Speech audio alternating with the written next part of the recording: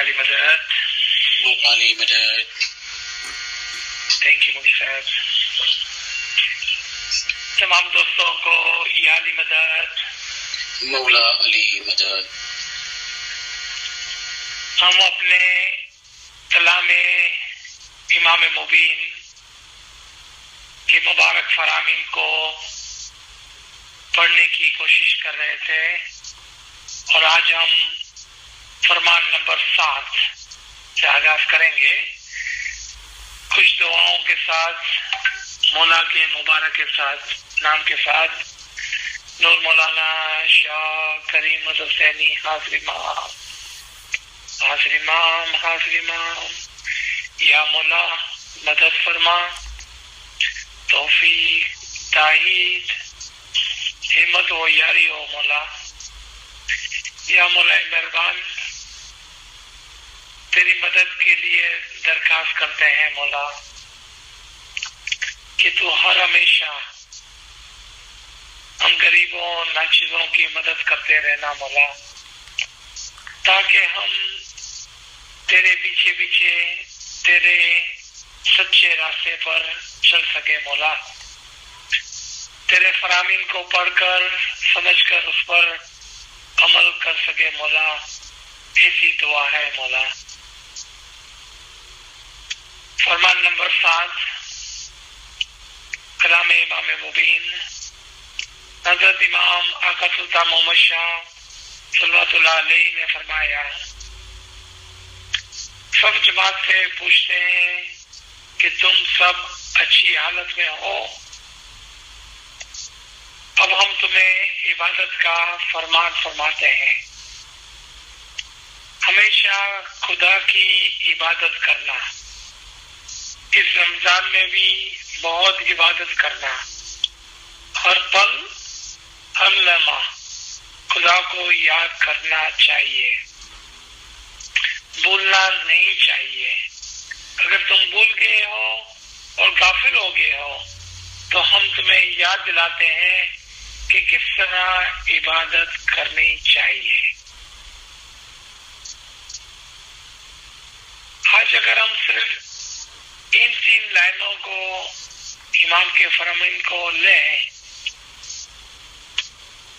تو آپ دیکھیں کہ مولا کا ایک فنکشن، ایک کام جو مولا خود فرماتے ہیں کہ ہم اس دنیا میں آپ کی روح کی نجات کے لیے آئے ہیں، وہ ہماری روح کے ماں باپ ہیں، ہماری روح کے ٹیچر ہیں،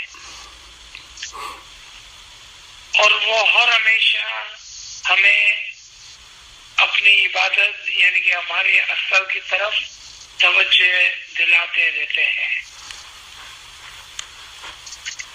یہی بات آپ قرآن کے اندر بھی دیکھیں گے، یہی بات آپ تمام اماموں کے فرامین میں بھی دیکھیں گے، اور آج کے جامع میں بھی اگر آپ مولا کے فرامین کو دیکھیں تو تقریباً تمام فرامین کے اندر مولا نے ہماری توجہ آخرت، روح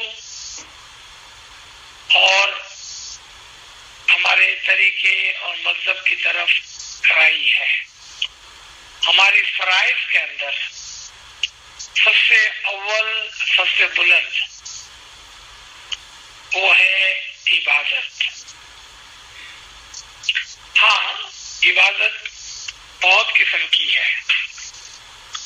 ابھی اس وقت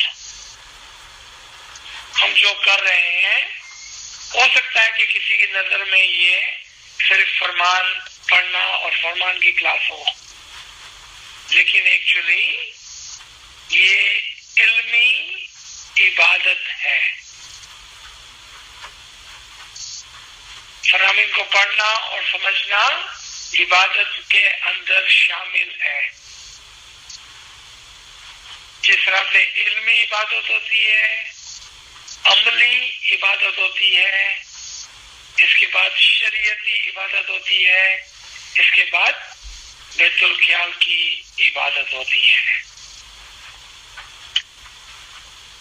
جب مولا فرماتے ہیں کہ آپ ہر ہمیشہ، ہر لمحہ، ہر پل عبادت کے اندر رہے ہیں، اس کا مطلب یہ نہیں ہے کہ ہم 24 گھنٹے کسی درویش کی طرح جنگل میں جا کر بیٹھ جائیں۔ اس کا مطلب یہ ہوتا ہے کہ آپ ہمیشہ کسی نہ کسی عبادت میں شامل رہیں، جیسا کہ ابھی ہم علمی عبادت میں شامل ہیں۔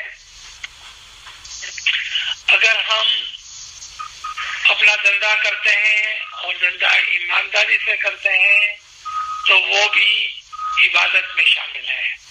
اگر ہم گھر کا کام کرتے ہیں اور صبر و تحمل سے کرتے ہیں تو وہ بھی عبادت ہے۔ اگر ہم کسی کی مدد کرتے ہیں تو وہ ہماری عملی عبادت ہے. اگر ہم جماعت خانے کے اندر دعا پڑھنے جاتے ہیں، گنان پڑھتے ہیں، راستے کے اندر چلتے چلتے تسبیح نکالتے ہیں، یہ تمام ہماری عملی پریکٹیکل عبادت میں شامل ہے. اور اس کے اوپر یعنی کہ یہ تمام چیزوں کے اوپر پھر بیت الخیال کی عبادت ہے. اس بات کو سمجھانے کا یہ مطلب ہے کہ اگر کوئی کہے کہ میں بیت الخیال کی عبادت تو کرتا ہوں مگر باقی جو عبادت ہے اس سے میں غافل ہوں، یعنی کہ کوئی عملی، کوئی علمی، کوئی شریعتی عبادت نہیں ہے، یعنی کہ وہ دعا بھی نہیں پڑھتے ہیں، کوئی اچھے اعمال بھی نہیں کرتے ہیں اور نہ ہی کوئی علم کا کام کرتے ہیں. تو آپ نے دیکھا کہ 75% جو عبادت تھی وہ ہم نے غفلت میں ضائع کر دی، اور پھر ایک عبادت یعنی کہ بیت الخیال کی عبادت کو ہم نے پکڑ لیا.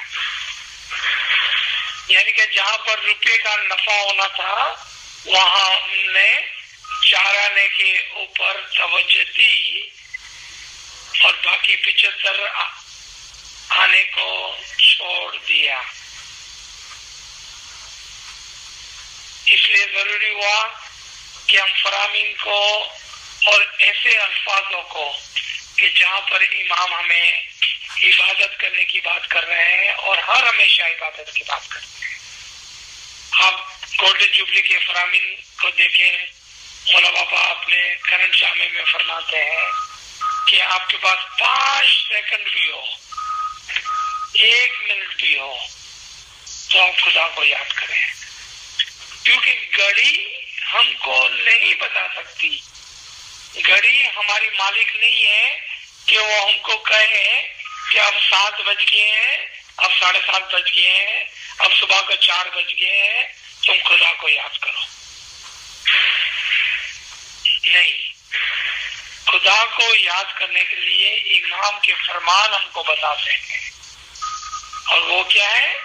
ہر پل ہر لمحے ایک عبادت میں شامل رہو، چاہے پھر وہ علمی عبادت ہو، عملی عبادت ہو، شریعتی عبادت ہو یعنی کہ دعا تربیت وغیرہ، یا بیت الخیال کی عبادت ہو، یا کام کاج کرتے ہوئے اچھے نیک اعمال ہو یعنی کہ نیک نیتی ہو، وہ بھی ہماری عبادت میں گنی جاتی ہے.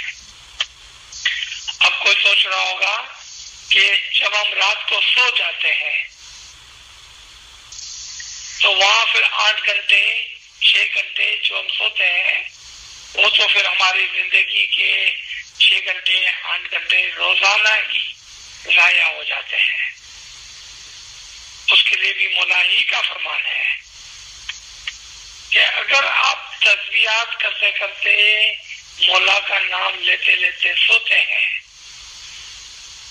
تو آپ کی نیند بھی عبادت میں گنی جاتی ہے. اس ایک کلیے سے ہمیں سمجھ میں آیا کہ ہر وہ کام جو نیک نیتی سے اور ہر وہ کام جو مولا کے نام سے جس کا آغاز ہو، چاہے وہ نیند ہی کیوں نہ ہو، وہ عبادت میں گنی جاتی ہے.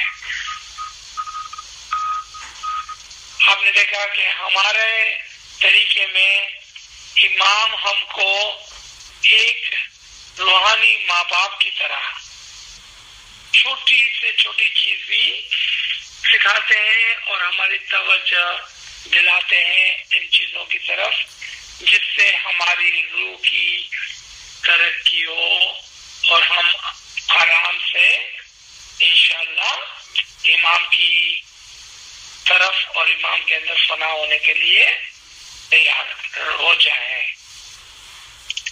آگے چلتے ہیں فرمان میں. مولا فرماتے ہیں کوئی مسلمان ہوا تو بڑا نہیں ہو گیا. اگر تم کھوجا ہوئے تو ایسا نہیں سوچنا کہ ہم بہشت میں جائیں گے. عبادت بندگی کرو گے تو بہشت میں جاؤ گے. خدا کے دربار یعنی کہ بارگاہ میں جو کوئی عبادت نہیں کرتا آگے اس کی کیا حالت ہوگی وہ ہم تمہیں فرماتے ہیں. قیامت کا دن ہوگا تب ان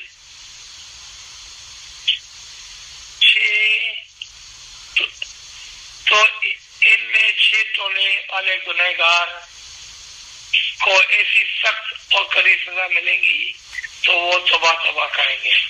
اب مولا ہمیں ان لوگوں کی بات کرتے ہیں کہ جو اس دنیا کے اندر عبادت کرنے کی یا عبادت نہیں کرتے ہیں. اس میں پہلا گروہ ہوگا جنہوں نے خدا کی عبادت بندگی نہیں کی. اگر زندگی میں ایک وقت بھی خدا کی عبادت بندگی نہیں کی یا عبادت بندگی کا وقت بھول گیا وہ ہوگا ایک. اب یہاں ہم کو سوچنا ہوگا ایک مرتبہ ہم میں سے کوئی ایسا نہیں کہ جنہوں نے ایک دن ایک ہفتے یا بہت سارے دنوں کی عبادت کو نہیں بجا لایا ہے. کیونکہ زندگی میں ایسے ایونٹس ہوتے ہیں جہاں پر ہم اس قابل نہیں ہوتے ہیں کہ ہم صبح کو اٹھ کر عبادت کریں. مولا فرماتے ایک وقت بھی خدا کی عبادت بندگی کا وقت بھول گیا. اب اس فرمان سے ایسا لگتا ہے کہ ہمارے پاس تو کوئی چانس ہی نہیں ہے اور جہاں پر کوئی چانس نہیں ہے وہاں پر نا امیدی جگہ لے لیتی ہے. نہیں میرے بھائی بہنوں ایسی بات نہیں ہے. یاد رکھیں کہ جو تعلیم ہے جو سمجھانا ہے وہ درجہ و درجہ ہے.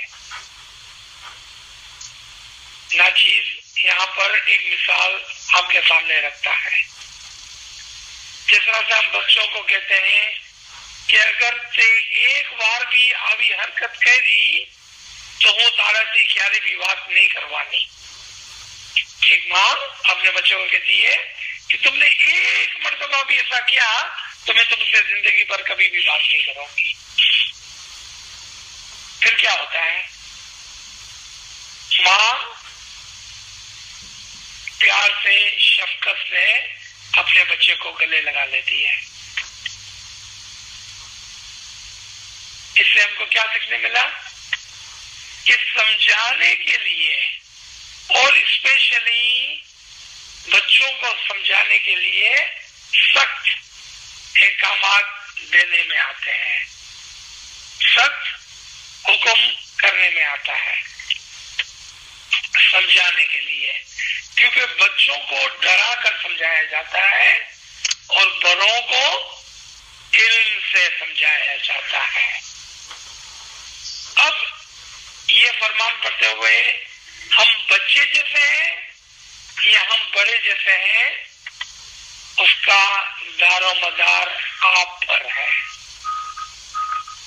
اگر آپ اس فرمان کو اس طرح سے لیتے ہیں کہ ایک مرتبہ بھی اگر ہم نے عبادت بھول گئے تو مولا ہم کو کبھی بھی معاف نہیں کریں گے, تو ہماری مثال کیا ہوگی؟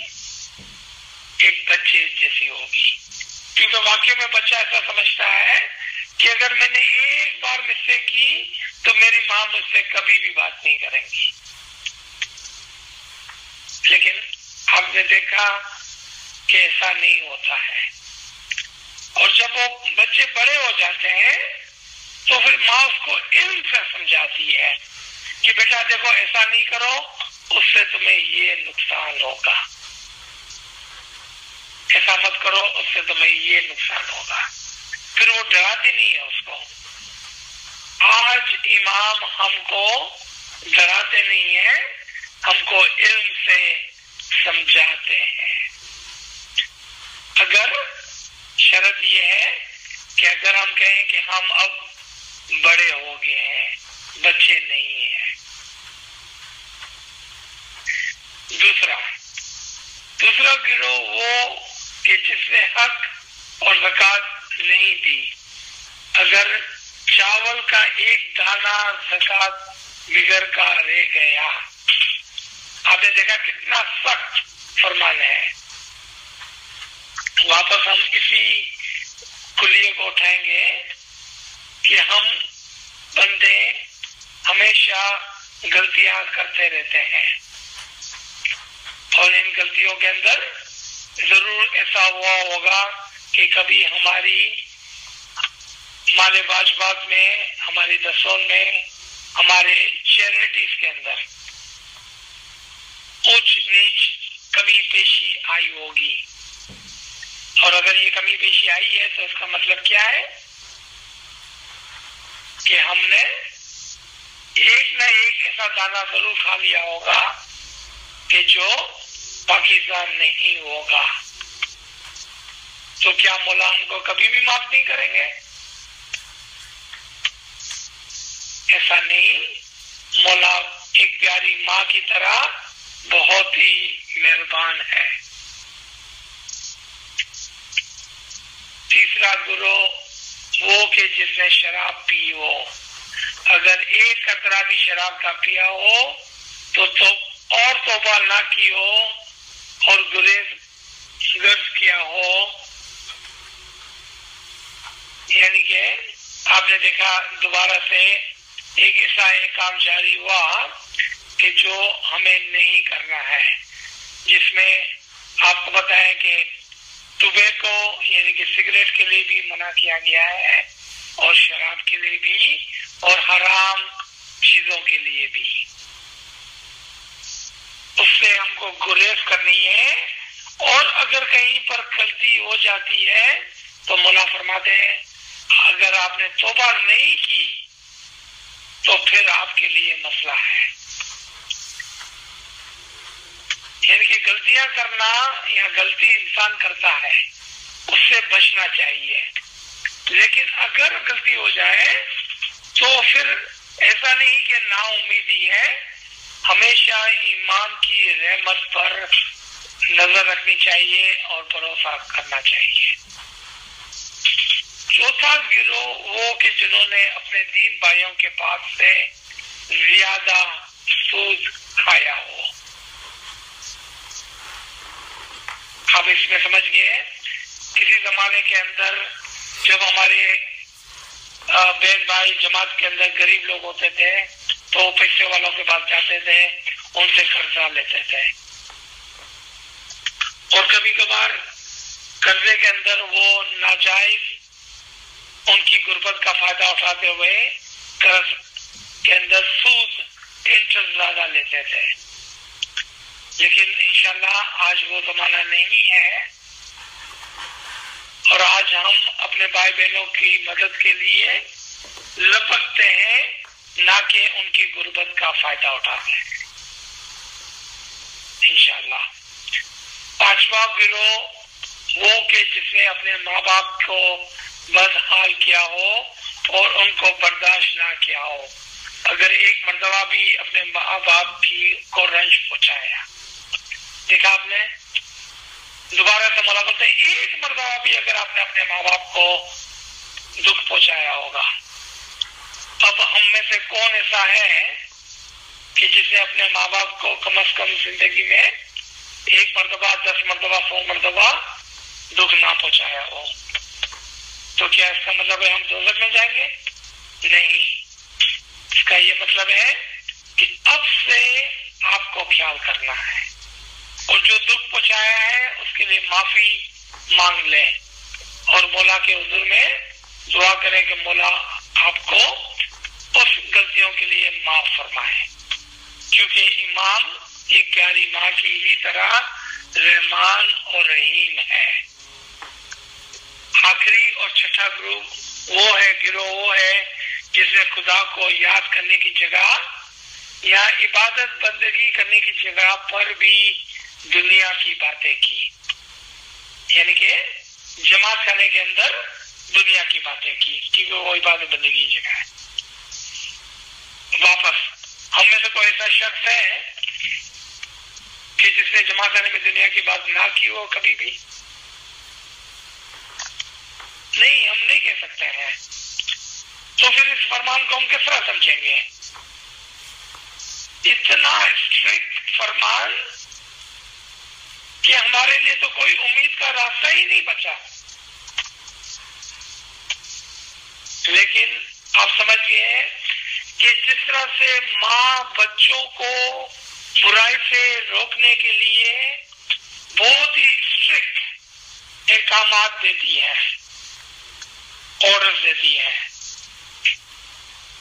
لیکن جب وہ بچے بڑے ہو جاتے ہیں تو اسے علم سے سمجھایا جاتا ہے، ڈرا کر نہیں۔ یہ فرمان امام نے ہمیں بچوں کی طرح ڈرا کر دکھایا، اور آج ہم کس مقام پر ہیں؟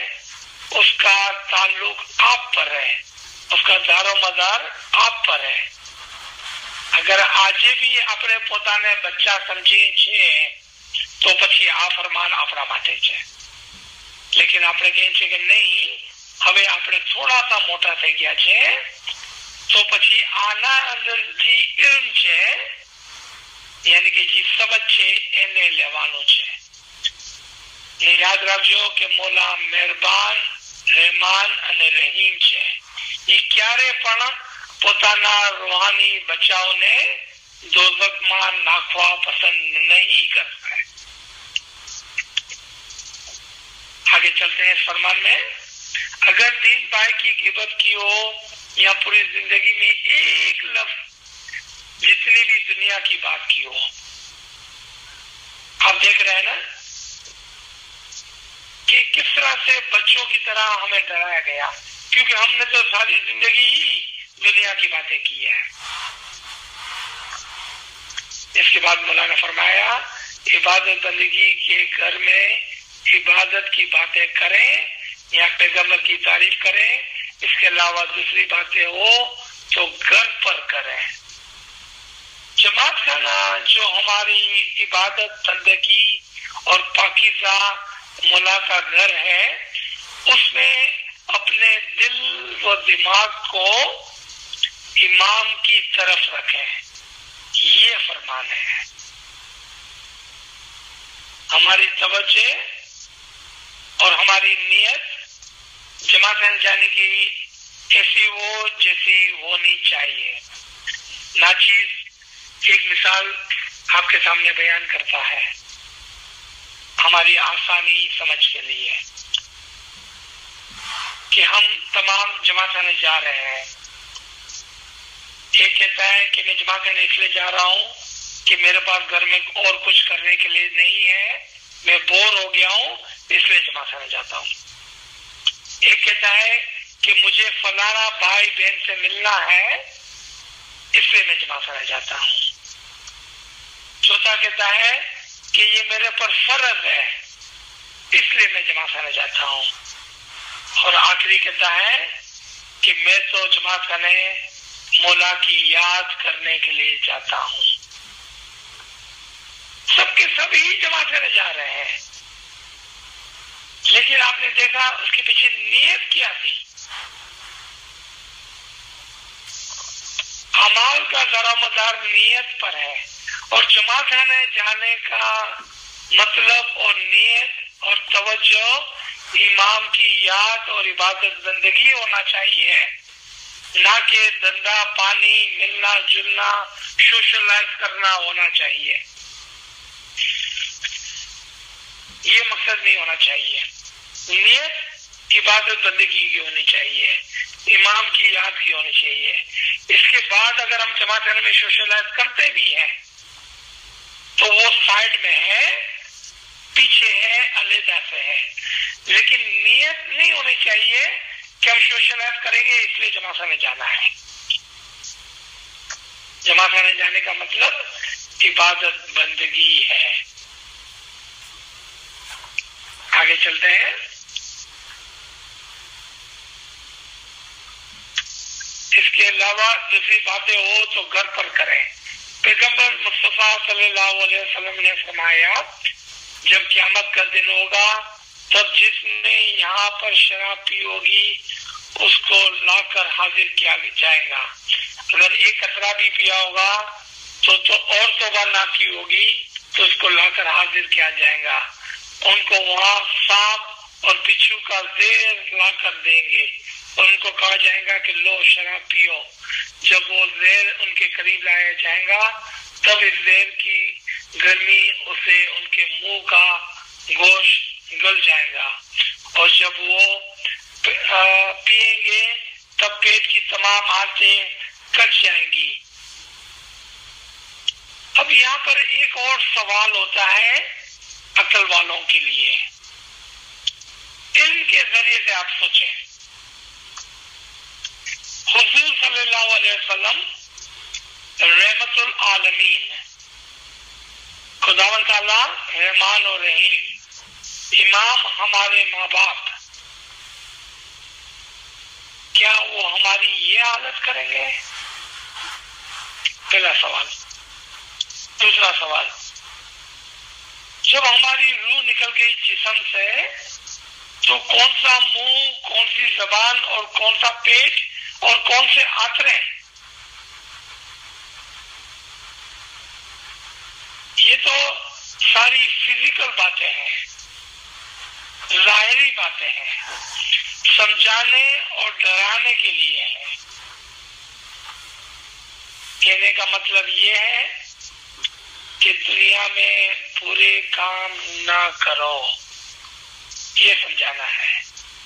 جس طرح سے ہم بچپن میں اپنے بچوں کو کہتے ہیں دیکھو بیٹا تم بہت چھوٹے ہو، باہر نہیں جانا، بہو آئے گا تمہیں کھا جائے گا. یہ تو بچوں کو سمجھانے اور ڈرانے کی بات تھی. اس میں حقیقت کا کچھ لینا دینا نہیں ہوتا ہے. امام اسی طرح سے ہم کو ایک بات سمجھا رہے ہیں، ورنہ وہ رحمت العالمین، وہ رحمان و رحیم، وہ ہمارا روحانی ماں باپ کیوں ہم کو ایسی تکلیف سے گزاریں گے؟ آپ سمجھیے اب اس بات کو اچھی طرح سے. دوسرے لوگ جو وہاں کھڑے ہو گئے وہ عرض کریں گے خدایا ان کو ہمارے پاس سے دور کر، کیونکہ ان میں سے ایسی بدبو آتی ہے کہ ہم کھڑے نہیں رہ سکتے. یہ بات جو ہے وہ تھوڑی سمجھنے کے لیے ضروری ہے کہ وہاں پر ایسے لوگ ہوگے جو یہ بات کر رہے ہوگے، یا ایسے لوگ ہوگے کہ جو خدا تعالیٰ سے درخواست کرتے ہوگے یا خدایا انہیں معاف کر. اب دنیا کے اندر دیکھیں، جب ماں باپ کبھی کسی بچے کو پنش کرتے ہیں تو دوسرے بھائی بہن جو ہوتے ہیں وہ کہتے ہیں میری ماں میرے بھائی کو چھوڑ دے، میری بہن کو چھوڑ دے، اس کو نہ مار. وہ اس کی سفارش کرتے ہیں. اگر یہ قانون رحمت کے اوپر رکھا گیا ہے کہ دنیا میں بھی ایک بھائی ایک بہن اپنے ماں باپ سے اپنے دوسرے بھائی بہنوں کے لیے رحم طلب کرتے ہیں، تو کیسا ممکن ہوگا کہ روح کے مقام پر کوئی روح دوسری روح کے لیے رحمت طلب نہ کرے؟ یہ صرف سمجھانے کی باتیں ہیں تاکہ ہم دنیا میں اچھے کام کریں. الحمدللہ ہماری جماعت ایسے کاموں سے دور ہے. انشاءاللہ آئندہ بھی ایسے کاموں سے دور رہو گے تو خداوند تعالیٰ اپنی جماعت کو اپنے حضور میں رکھیں گے اور دیدار نصیب کریں گے. دیکھیں یہ بات ہوئی رحمت کی. انہوں نے فرمایا کہ ہماری جماعت بلکہ انشاءاللہ خدا وہ رحمان و رحیم ہے کہ ہر اچھے آدمی کو وہ اپنی رحمت میں رکھے گا اور ہر آدمی کو، ہر روح کو اپنے دیدار کے اندر قریب اور قریب اور قریب رکھے گا. اگر نہیں تو ہم اس کے لیے درخواست کریں گے، دعا کریں گے. آپ دیکھیں پیر صدرالدین جو کروڑ لوگوں کو اپنے ساتھ جنت میں لے کے گئے، کیا وہ ان تمام لوگوں کو جانتے تھے، پہچانتے تھے؟ کس طرح سے 9 کروڑی ہو گئے وہ؟ اس کے دل میں لوگوں کے لیے خداوند تعالیٰ کی جو روحیں ہیں، ہم تمام خدا کی روح سے ہیں، اس کے لیے عشق اور محبت تھی اس کے دل میں. تو اس نے کیا کیا؟ اس نے تمام لوگوں کی سفارش کی. پیر پوچھی نے چالوانوں، اگر پیر کا یہ شیوا ہے کہ وہ جماعت اور دوسرے لوگوں کے لیے سفارش کرتے ہیں اور یہی قانون رحمت کے تحت ہے، تو ہمارا کیا شیوا ہونا چاہیے؟ کیا ہمارا شیوا میں ہونا چاہیے کہ بس میں پہنچ جاؤں اصل میں، باقی سب اپنی اپنی جگہ پہ جیسے ہیں ایسے ہی رہیں؟ یہ تو رحمت کی بات نہیں ہے. یہاں پر بھائی بندی اور بھائی چارے کی بات بھی نہیں ہے. یہاں پر امام کا مرید ایسا نہیں ہوتا ہے. امام کا مرید تو امام کے پیچھے ہوتا ہے. امام کا مرید تو پیر پوچھی نے چالے چے. اور جو پیر کا شیوا ہے وہ کیا تھا؟ خود محنت کی، خوب عبادت کی، پھر محنت اور عبادت کا ثواب جماعت کو بخش دیا. تو آپ کا کیا شیوا ہوگا؟ یاد رکھیں کہ یہ علم کی کلاس ہے. ہم فرمان کو اخبار کی طرح نہیں پڑھ رہے ہیں. یہاں پر امام ہم کو ڈرانے کے لیے فرمان نہیں دے رہے ہیں. امام ہم کو سکھانے کے لیے فرمان دے رہے ہیں. جب آپ عبادت میں بیٹھیں، جب آپ دعا پڑھیں، جب آپ دعا مانگیں، تو اپنے لیے کم اور تمام جماعت کے لیے، اپنے بھائی بہنوں کے لیے زیادہ. کیونکہ جب آپ دوسروں کے لیے دعا کرتے ہیں تو وہ لوٹ کر کئی گنا لوٹ کر آپ کی طرف آتی ہے. جب ہم اپنے لیے صرف دعا کرتے ہیں تو ایک کا ایک ہے، لیکن جب ہم پوری جماعت کے لیے دعا کرتے ہیں تو وہ ایک کا لاکھ ہے. ہر ہمیشہ دوسروں کے لیے خیر خائی اور اسی کے اندر بھائی چارہ اور اسی کے اندر ہمارا فائدہ ہے. اور یہی شیوا ہمارے پیروں کا تھا اور یہی شیوا ہمارے اماموں کا ہے. ورنہ حضور صلی اللہ علیہ وسلم کو رحمت العالمین نہ کہا جاتا، جبکہ پورے عالم میں آپ نے دیکھا کہ سب مسلمان نہیں تھے، لیکن کہا نہیں، وہ تمام کے اوپر رحمت العالمین ہے. تمام روح پر وہ رحمت کرنے والے ہیں، کیونکہ تمام روح خدا کی طرف سے آئی ہے. ہم تمام ایک ہی روح سے ہیں. آپ کی تکلیف میری تکلیف ہے، آپ کی ترقی میری ترقی ہے.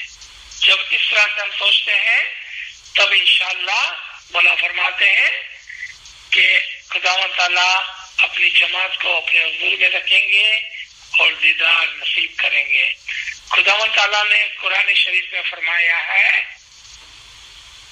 ایت اللہ و اطیعوا اللہ و اطیعوا الرسول و اولی الامر منکم، یعنی کہ خداوند تعالیٰ نے فرمایا کہ اطاعت کرو اللہ کی۔ آپ جانتے ہیں کہ اطاعت کے اندر بندگی اور عبادت آ جاتی ہے۔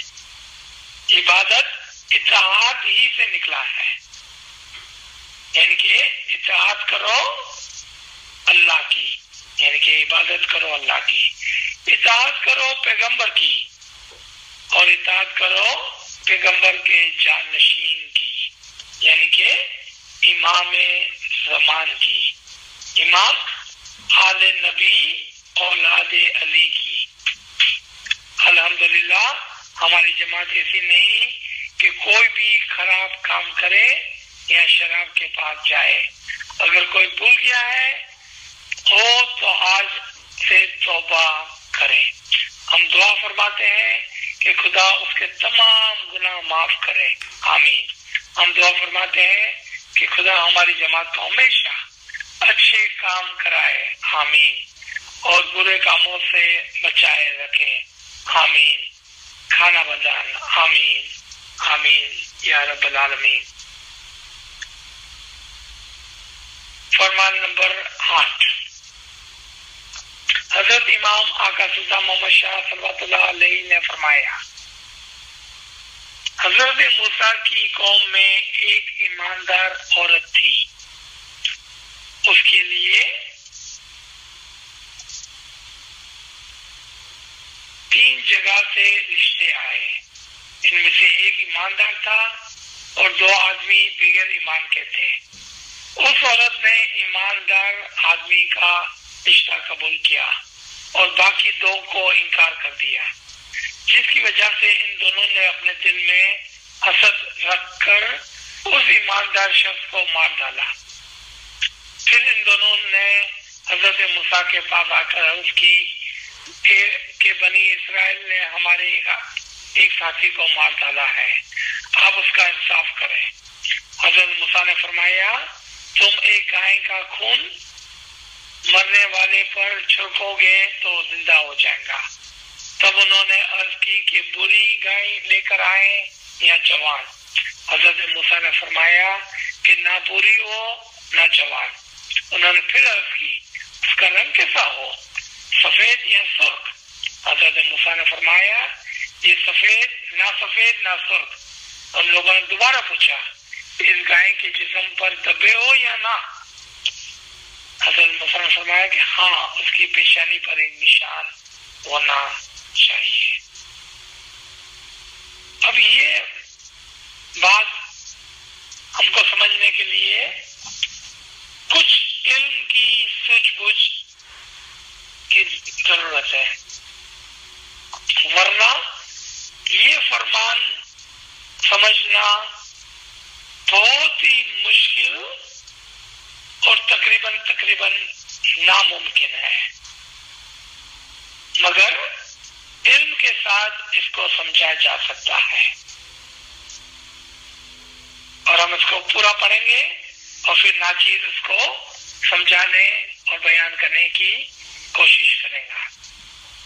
آگے مولا فرماتے ہیں، اس شہر میں ایک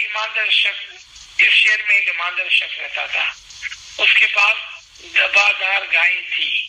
حضرت موسیٰ نے اس شخص کے خواب میں آ کر کہا کہ اگر تم سے کوئی تمہاری گائے کی قیمت پوچھے تو کہنا میری ماں سے پوچھو۔ پھر حضرت موسیٰ نے اس شخص کی ماں کے خواب میں آ کر کہا، اگر تم سے تمہارے گائے کی قیمت پوچھے تو کہنا اس گائے کا پورا چمڑا سونے سے بھر دو۔ بعد میں وہ آئے اور گائے کی قیمت پوچھی تو اس کی ماں نے اس کی قیمت بتائی۔ اس پر دونوں نے گائے کی قیمت دی اور گائے کو لے گئے۔ انہوں نے گائے کو کاٹ کر مرنے والے پر چھڑکا، اس طرح مرنے والا زندہ ہو گیا اور کہنے لگا کہ ان دونوں نے مجھے مار ڈالا تھا۔ اس پر ان دونوں کو مار دیا گیا۔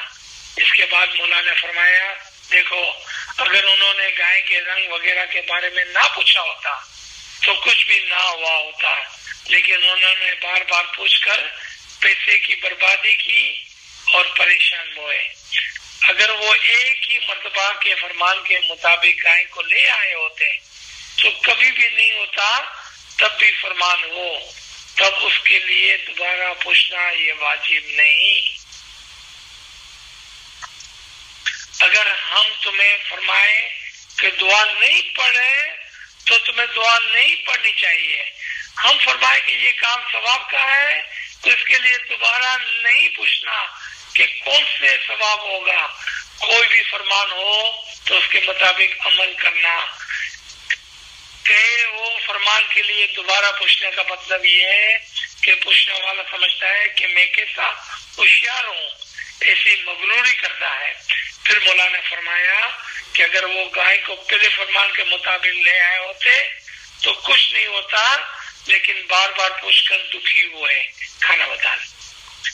چلے آئے ہم اس فرمان کو سمجھنے کی کوشش کرتے ہیں. سب سے پہلے جب ہمیں کوئی فرمان دیا جائے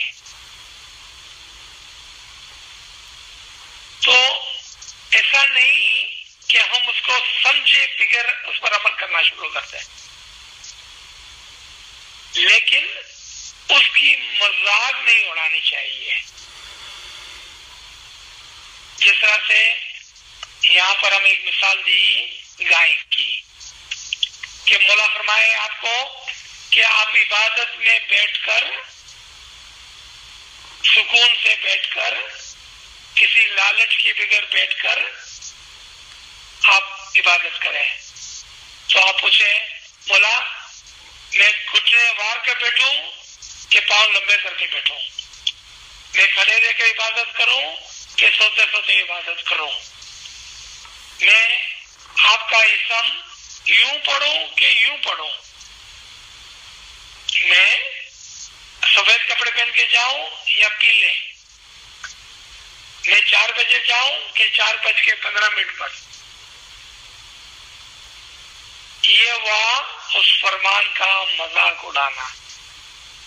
ہاں اگر آپ کے پاس علمی سوال ہے، جیسا کہ یا مولا آپ نے جو اس میں اعظم دیا اس کا کیا مطلب ہے، برائے مہربانی ہم کو سمجھا دیجیے. یہ علمی سوال ہوا.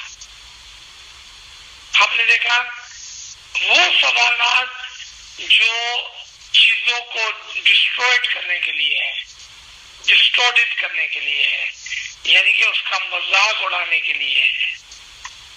جس طرح سے یہ 2 شخص اور گائے کی مثال تھی.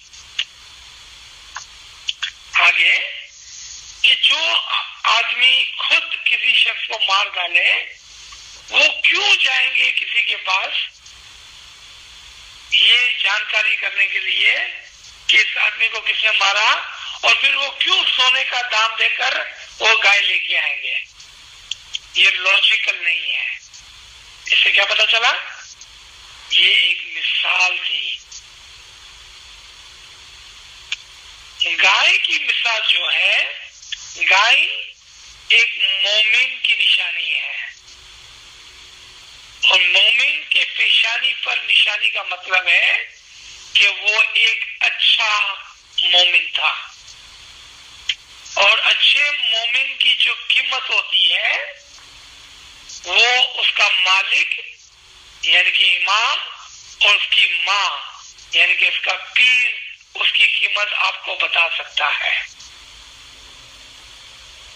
اور گائے کو قربان کرنے کا مطلب ہے مومن کو قربان کرنا امام کی راہ میں، یعنی کہ مومن اپنے وقت کو، اپنے پیسوں کو، اپنی نیند کو، اپنی طاقت کو، اپنی سمجھ کو، اپنے علم کو امام کے لیے قربان کرتا ہے. اس کے بعد کہ وہ گائے نہ چھوٹی ہو نہ بڑی ہو، یعنی کہ نہ بوڑھی ہو نہ جوان ہو. اس سے مطلب ہے کہ وہ مومن برابر ہو، یعنی کہ اچھی عمر میں ہو، کیونکہ اگر بہت بوڑھا ہو گیا تو بھی یہ قربانی مشکل ہے، بہت چھوٹا ہے تو بھی یہ قربانی مشکل ہے، کیونکہ بہت بوڑھا ہے، اب اس کے پاس وہ طاقت نہیں جو امام کو وہ قربانی کے لیے پیش کرے، بہت بچہ ہے تو اس کے پاس سمجھ نہیں کہ وہ قربانی کے لیے پیش کرے۔ اس کے دوسرا باطنی مطلب یہ ہے کہ جو علم اور روحانیت کے اندر بچہ ہوگا وہ قربانی کی پہچان نہیں کرے گا اور کبھی بھی اپنے آپ کو امام کے لیے قربان نہیں کر سکے گا، اور اگر کوئی اس کے اندر ضعیف اور بوڑھا ہے تو وہ تو پہلے ہی سے امام کے اوپر قربان ہو چکا ہے۔ میں دنیا کے بوڑھے آدمی کی بات نہیں کر رہا ہوں، میں علم اور عمل اور روحانیت کے اندر جس نے مکمل برائیت یعنی کہ معرفت پا لی ہے وہ تو پہلے ہی سے امام کے اندر قربان ہے۔ آپ نے دیکھا کہ یہ فرمان کتنا مشکل ہے، کیونکہ یہاں پر ایک ایک نقطے کے اندر ایک بہت بڑا خزانہ چھپایا گیا ہے، اور یہاں پر اگر ہم کسی چیز کو سمجھ سکتے ہیں تو وہ یہ ہے کہ فرمان برداری اور فرمان برداری، فرمان برداری علم کے ساتھ، سمجھ کے ساتھ، اور کبھی بھی امام کے فرمان اور پیروں کے گنان کی مذاق مستی نہیں کرنی چاہیے۔ کیوں؟ کہ یہ ہماری روح کے لیے نقصان کا باعث بنے گا۔ علم کی بات ہو تو ضرور پوچھنی چاہیے۔ مولا خود بیت الخیال کا اسم اعظم دیتے ہوئے ہمیں سوال پوچھتے ہیں۔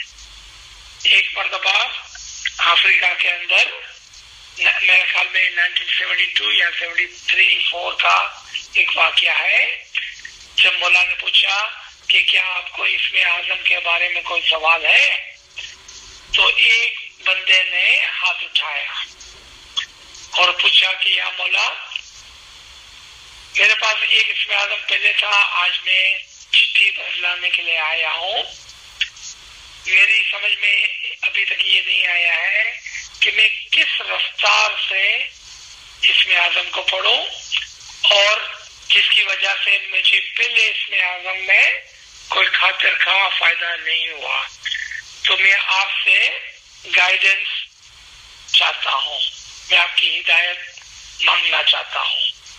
مولا نے خوش ہو کر کہا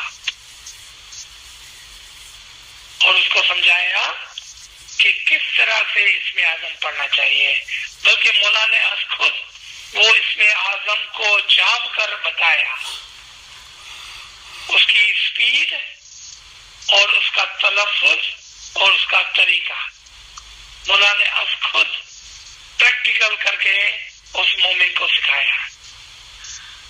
یہ علمی سوال تھا۔ علمی سوال کے لیے ہمیشہ گنجائش ہوتی ہے۔ ایک اور میں آپ کو داخلہ دے دوں اور اس کے بعد ہم اس کو ختم کریں گے کہ جب کہا گیا کہ آپ دستون نکال کر اپنی روزی کو پاک کریں، لیکن کبھی کبھار لوگ ایسے سوال پوچھتے ہیں، 12.5% نکالوں یا 13% نکالوں، میری کمائی میں سے نکالوں یا میری خرچی میں سے نکالوں، میرے انٹرسٹ کے اوپر سوال ہوگا، دسون ہوگی، یا میرے گھر کے بیچنے میں مجھے جو انکم ہوئی ہے اس کے اوپر دسون ہوگی۔ میرے دھندے میں 2 قسم کے منافع ہیں، ایک روزانہ جو منافع ہوتا ہے اور ایک جب میں دکان بیچوں گا تب منافع ہوگا۔ حالانکہ ان سوالات کے جوابات آپ ہی کے پاس موجود ہے. جو پیسے آپ گھر پر لاتے ہیں، یعنی کہ جو منافع روزانہ آپ گھر پر لاتے ہیں، اس پر آپ کی دسون واجب ہو جاتی ہے. اور جو منافع آگے جا کر ہونے والا ہے، جیسا کہ ریٹائرمنٹ فنڈ، دکان بیچنے سے منافع، گھر بیچنے سے منافع، وہ تو بعد کی بات ہے نا. آج آپ یہ سوال پوچھ کر اس کا کیا فائدہ ہے؟ جب آپ گھر بیچیں گے اس میں جو منافع ہوا وہ آپ کی انکم ہو گئی، اور آپ جانتے ہیں انکم پر دسون واجب ہے. اس میں نہ تو میرے سے پوچھنے کی ضرورت ہے، نہ کسی سے پوچھنے کی ضرورت ہے. کیوں؟ کہ آپ کو دسون کا فارمولا یاد ہے. جو انکم ہے، جو کمائی ہے، اس میں سے دسون نکال دیں، بات ختم.